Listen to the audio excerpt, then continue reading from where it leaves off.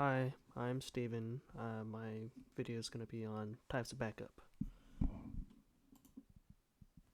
Of course, the first thing we need to go over is what are the types of backup and what they are in basics.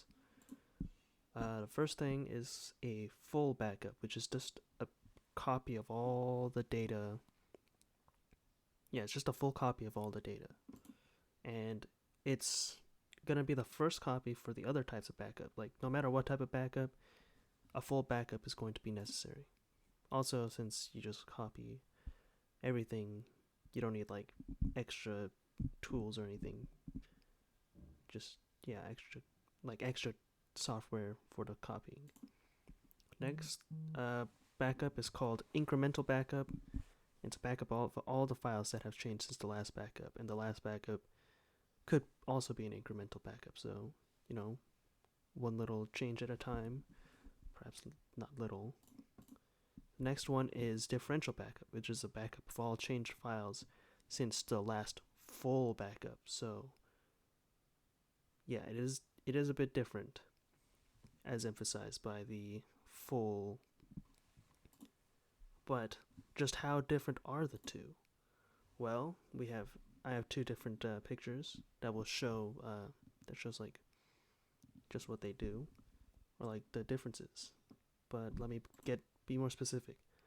For starters, because differential backup saves the modified data of the last full backup, that's where most of the differences come from. For instance, incremental backups, they take less storage space than full and differential backups. For example, full backup would be full for this data, day 1, day 2, day 3. Be big old chunks for each one. But incremental is only little slices of data at a time. So it is less storage space than the differential backup, which does one slice, then that same slice with another slice of data, then it just adds on more and more at a time.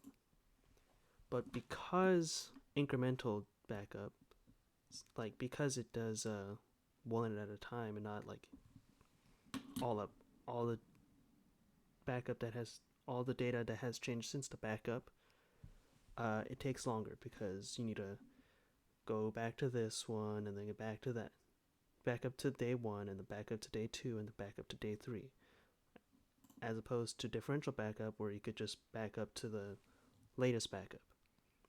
But as as time progresses, the storage space of differential backup can be fairly large. And there are mistakes of doing backups. Not doing a backup. Sometimes you might think it's backing up automatically, but it doesn't, which sucks. Also, if you save the backup on the same hardware as the original files, that kind of defeats the purpose, because what if the same hardware gets damaged or compromised by a virus? And there's also not testing the backup, which can be really bad because it might not even work and you wouldn't know it until the fateful day happens. There's also not running the backup frequently enough. So you can be missing say a week's worth of data between backups, and that's just not good enough, because what if that could be a very important week of data you're missing. And also not labeling backup files. You need to be able to know what's missing. And then here's the sources that I got. These are just information. This is types of backup software, free and otherwise.